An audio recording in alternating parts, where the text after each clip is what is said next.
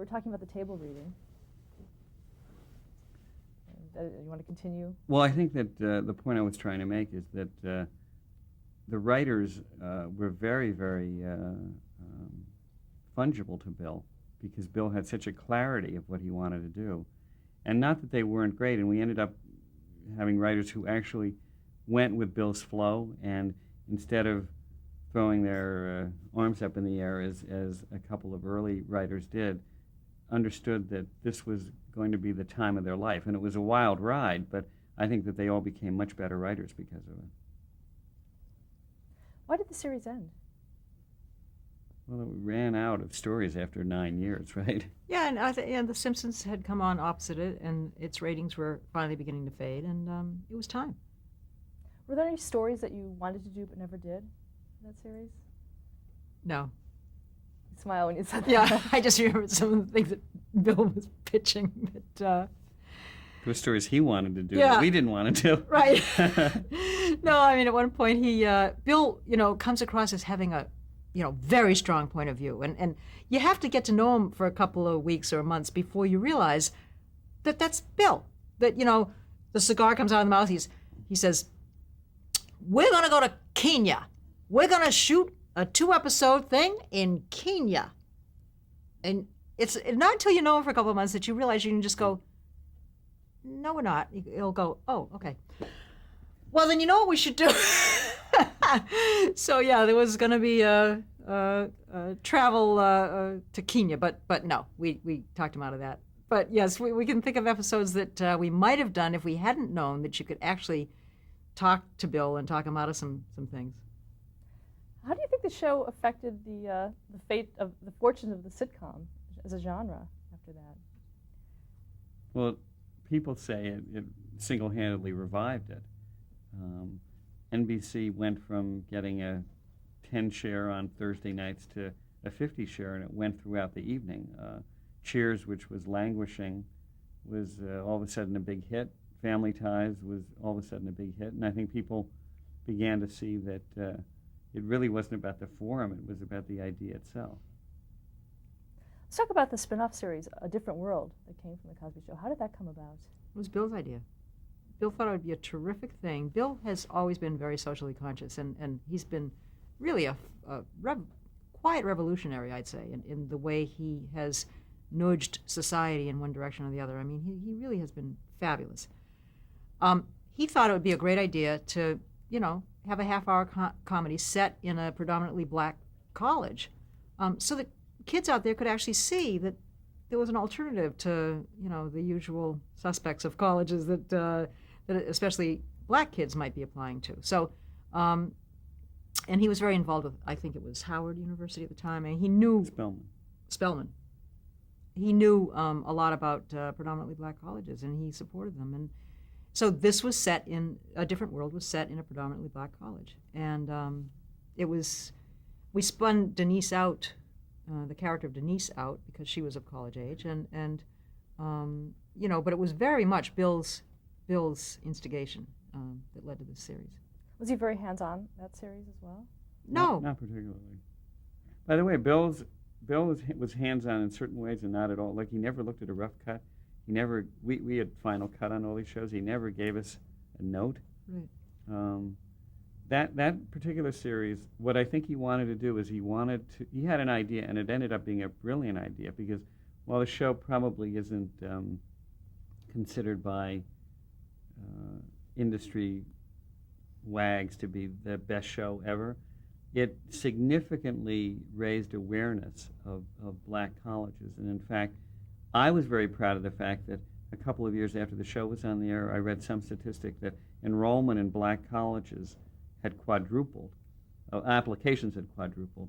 And so I think that there was an awareness, because the show was following The Cosby Show, so it itself was getting a 45 share every week, that this phenomenon, which needed to be talked about, existed. So on that level alone, the show made a huge impact.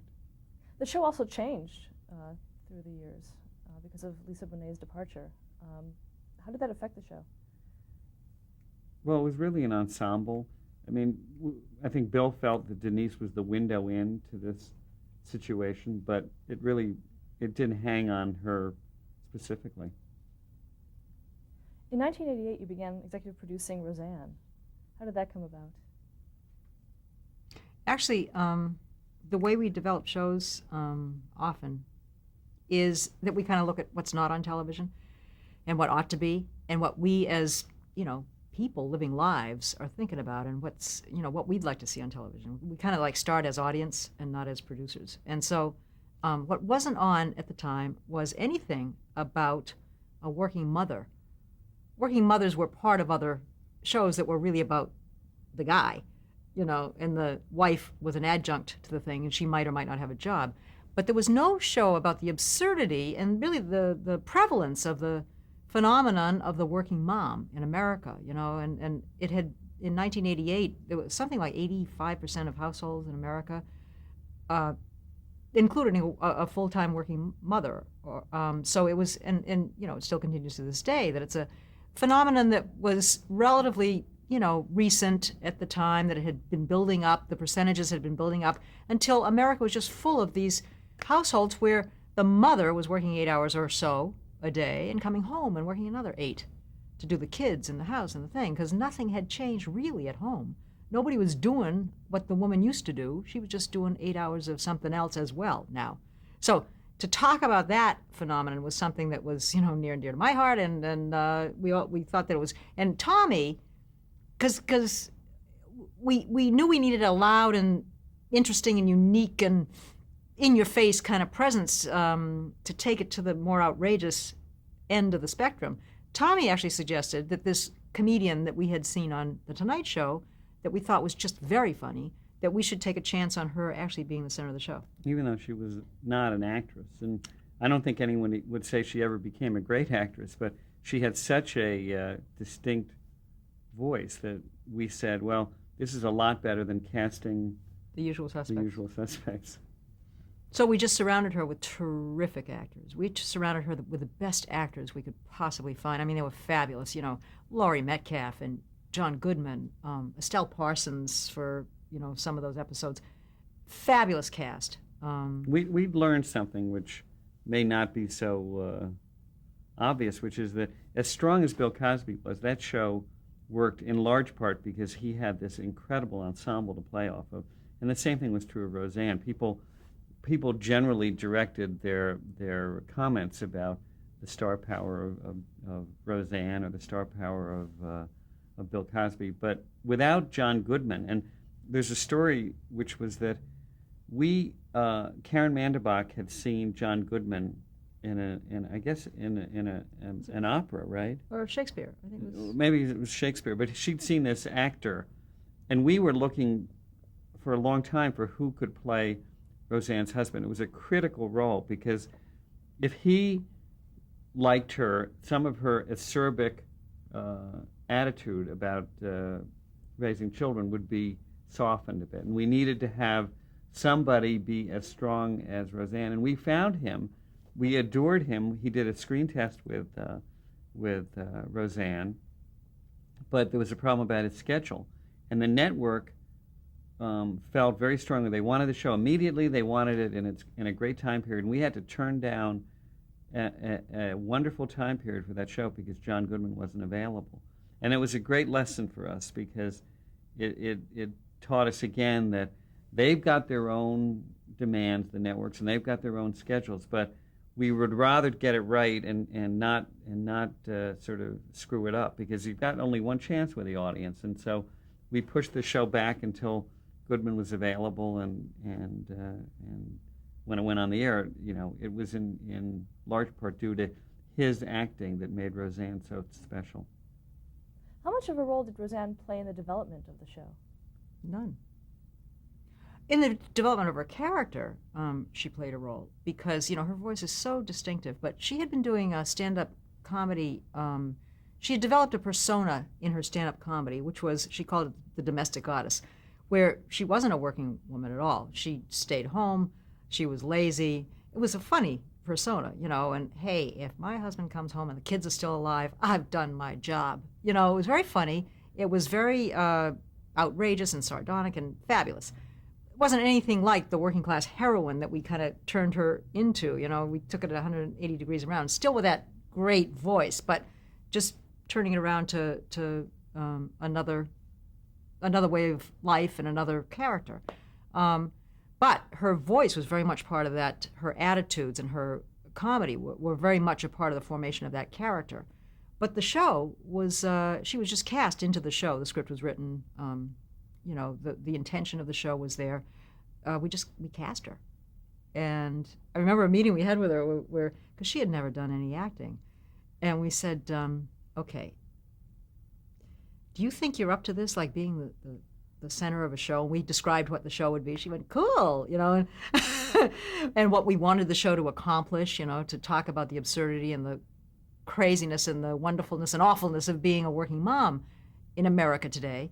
She said, cool, that sounds great. I'd love to do that. And we looked her in the eye and we said, do you think you're up to it? Because it's the center of a half-hour comedy. And she went, oh, yeah, sure. Yeah, I'm up to it. I'm fucking Gleason. So we believed her, and you know, she was right. And yes, she needed the support of a wonderful cast, and you know, she was very, as she later described herself, she was a rube. She didn't understand. She came out of a trailer and whatever in the recent past, and she didn't understand how you behave and what your job is as a professional on a set. So she was difficult to work with, but she was brilliant. What kind of problems did you have? Oh, just all kinds. Wrestling matches. Stop. Did No. success change her at all? Yes. As Marcy said, she was brilliant.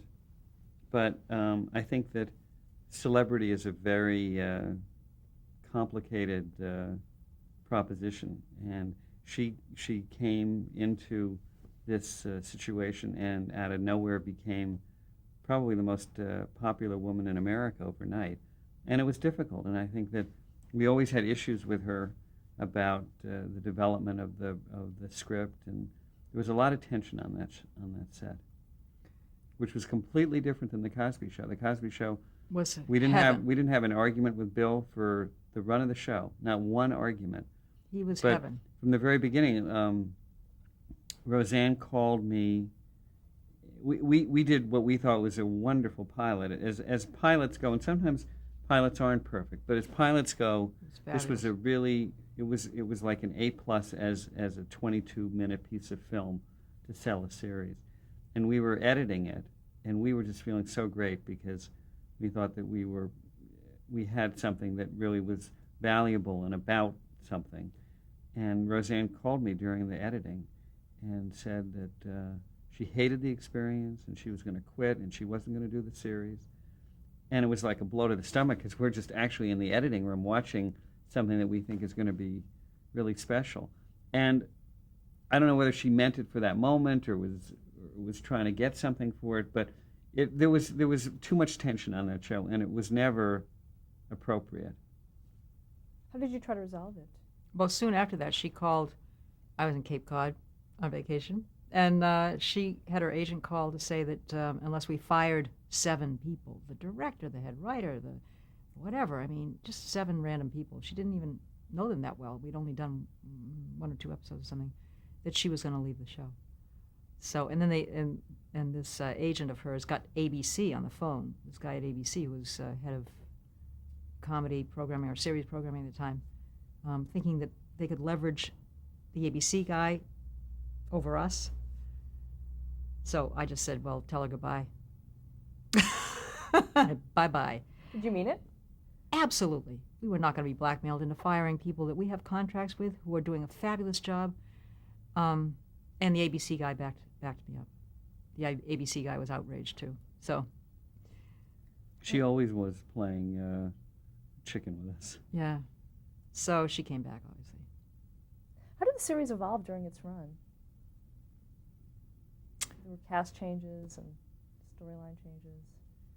Actually, you know, that pilot, if you were to see the pilot of Roseanne, it's pretty much a template for what that series was, what the character was, what the relationship between Dan and Roseanne was, what the parenting relationship was. Jackie, the character of Roseanne's sister that was played by Laurie Metcalf, evolved. It was the least formed character in the pilot, so that evolved into a much richer character, and of course the kids. I mean, Darlene was a much richer character as the show went on because she got older and more teenagery and able to play many more colors. But so it evolved and opened up. But I think that pilot was the template for the series, don't you? Mm-hmm. Pretty much. How did John Goodman's departure affect the series? Oh God, that was in season what? That was Way that was way near the end. His contract was up, so obviously that was near the end of the run of the series. And why did the series finally end?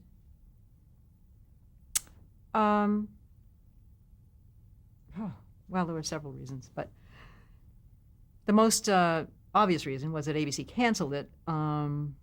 We got together with Roseanne and pitched a ninth season, or got together a pitch for a ninth season, which was quite inventive. And we pitched to ABC, and they said, yes, we want that, and they decided they didn't. ABC was under strange management at the time, so they were, they were undecided, but then they decided they did not want a ninth season. So that's the most obvious answer. But it's very hard to have a show continue to be as strong in the 7th or 8th season because you really do run out of stories at some point. Before that, say in the 88, 89 season, The Cosby Show, Different World, Roseanne, they were all really at the top of their games. Talk about that accomplishment. How significant was it that an independent company was producing these series? In one of those early seasons, they came in 1, 2, and 3. Numbers 1, 2, and 3 in the ratings. Early on when we were doing The Cosby Show, and as I said, it was a meteor. It was just from the very beginning. People were always saying, you guys should strike while the iron is hot. And do another series. We thought it was really important not to do that, but just to make sure that The Cosby Show just continued to be as fresh as it could be. So I don't think we've ever really cared. I mean, it's great to have the number 1 and number 2 and number 3 shows. It was a nice thing, but it wasn't what brought us to the party. And the Cosby Show was not only a very important show, we think, in terms of sort of television history. It obviously made a lot of money for a lot of people. But that wasn't the goal when we sat down with Bill that day. The goal was to do something that was worth its airtime. And that sort of lesson we kept with us. So we've had years where we had 7. There was one year we actually had 7 shows on the air. And that didn't matter to us. In fact, it was too many. And we have a couple of shows on the air this year. We may or may not have more next year. But the most important thing is just to do something really well and to try to give the audience something that is something that has some value after you've watched it. In 1989, CBS reportedly tried to lure one or both of you to a way to run the network. Is that true? We were actively involved in those discussions. It wasn't about luring one of us or both of us away to do a job. It was really about, we were talking to CBS about kind of a joint venture of sorts where, wasn't that what we were saying? Kind of a joint venture where, because we saw that the FinCEN rules were changing and the financial and interest and syndication rules were changing, and the networks were going to be able to produce and own as well as schedule and program as many shows as they wanted. It was not a good thing for America, we thought, but it was the reality of where the rules were going. So we thought, well, let's just fly in the face of that and go talk to a network about actually programming and producing, because we had experience in doing both, and that was pretty unusual. I mean, to have been programmers and producers and to have been successful at both was pretty unusual. And so we thought, wouldn't that be great to actually have our company be their in-house programmer / producer? So that's what we were talking about. That it was a kind of a radical notion, though, and it would have required a network giving up more control than I think any of them were willing to do at the time. Did CBS come the closest to accepting this? I think ABC came the closest to accepting that. Well, At a later discussion. We then had a ABC. discussion later with Tom Murphy and Dan Burke at ABC about that, too. Do you think that's something that could even happen today? Well, I don't think we want to do it anymore. But yeah, I mean, I think obviously today, you know, it wouldn't be so radical a notion. You know, As Marcy today. said, it wasn't that we were giving up producing, because we were going to continue to produce. We were just going to produce with the ability to actually schedule and actually then perhaps be in business with people that we couldn't be in business with as independent producers, so that we really had the best of both worlds and the freedom to set a schedule. And we also thought, and this, we've always been, let's say, confident of our, not so much our abilities, but our intentions, you know. And I think we thought that that this was a pretty scary and dangerous deregulatory thing that was happening, where the networks, where the gatekeepers were also the producers of the programming. So, because to not have independence like we have always been, and like we are now, but we're the only ones left, to not have the diversity of voices, to have just these few networks being responsible for all the information and entertainment going out over the airwaves scared us.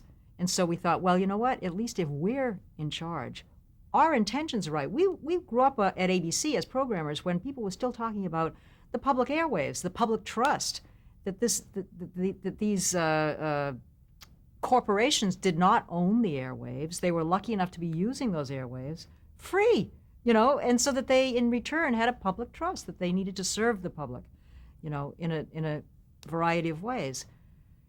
That's gone totally. I mean, you never hear that being talked about anymore. That's gone totally from the dialogue in communications. Anyway, so that's what we thought. Well, if we do it right, with the best of intentions of serving the public with those public airwaves, through those public airwaves, if we do it right, then the other networks can't be doing it wrong. I mean, they can't be putting on paper dolls and crap and, you know, just horrible lowest common denominator stuff. If one network is showing that you can do, you know, you can do fabulous programming and attract a terrific big audience, that you can be true broadcasters with the public interest at heart. If we could do that, then the other networks would have to do that too. I know it sounds, I don't know, grandiose or something, but we actually thought that we could do that. We could show a good way to do it. How long did you try to put that into play? We tried with CBS for a while, and then we tried with ABC for a while. I don't know, over the course of a couple of years, I guess. At that point, can you describe what the company was like? How many people did you have working for you? Were we distributing? We weren't distributing our own stuff then, right? I think we may have been. I don't remember. I don't either. I don't remember much. We're trying to figure out when we became distributors of our own product. I think, at least when we were talking to CBS, that we hadn't brought distribution in-house yet. I'm not sure, though. But anyway, so we've always been a small company. I think at our height we had like 130 people or something. Mostly in distribution. Too. Mostly in distribution. We've never had much of a staff. There's the two of us and Karen Mandebach, and maybe one or two development executives from time to time. But we generate our ideas internally, so we don't have a big overhead. Let's go back to some of the programming that you've done. In 1993, you executive produced Grace Under Fire. What was the genesis of that show? Well, again, I think we were looking for something that wasn't on the air. And we tend to like working class, we tend to favor working class situations, and there wasn't a show at the time about a single mother without perks, without enough money, without enough social status, education, whatever, you know, just trying to get by on her own. And our casting person at the time introduced us to Brett Butler, who seemed to personify that. You know, she really was that, and she was doing some terrific stand-up comedy at the time. So there was another unique voice that we thought that we could build a show around. What kind of audience do you think went for those working class situations? Were you aiming for a specific audience, or? No, it was a really broad-based audience. I mean, because, you know, anytime you're talking about universal themes, I mean, I don't think, you know, the Cosby Show was kind of an upper middle class family, a professional family.